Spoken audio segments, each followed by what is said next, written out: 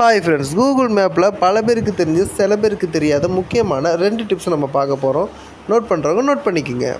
So உங்களுக்கு Google மேப்பில் நம்ம சொந்தக்காரங்களோ, உங்கள் குழந்தைங்களோ, உங்கள் கேர்ள் ஃப்ரெண்ட்ஸோ இல்லை உங்கள் ஒய்ஃபோ எங்கேயாச்சும் வெளில போயிட்டாங்கன்னா அவங்க எப்படி நம்ம ட்ரேஸ் பண்ணுறது அப்படின்னு சொல்லி பார்க்க போகிறோம். அதுக்கு நீங்கள் முதல்ல உங்கள் மொபைலில் இருக்க லொக்கேஷன் ஆன் பண்ணிக்கோங்க. ஆன் பண்ணிவிட்டு கூகுள் மேப் ஓப்பன் பண்ணிக்கோங்க.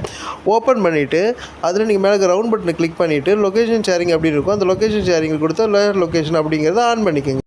ஆன் பண்ணதுக்கப்புறம் அதில் டைமிங் கேட்கும். ஸோ நீங்கள் 12 hours வரைக்கும் நீங்கள் ஓகே பண்ணிக்கிட்டீங்க அப்படின்னாக்கா உங்களை வாட்ஸ்அப்லேயே இதுலேயே அனுப்ப முடியும். அந்த லிங்க் சென்ட் ஆகிடும். அந்த லிங்க் சென்ட் ஆனதுக்கப்புறம் அவங்க அதை ஓகே பண்ணாங்க அப்படின்னாக்கா ஸோ நீங்கள் எங்கே இருக்கீங்க, ஏதில் இருக்கீங்க அப்படிங்கிறத உங்களால் ட்ரேஸ் பண்ணிக்க முடியும்.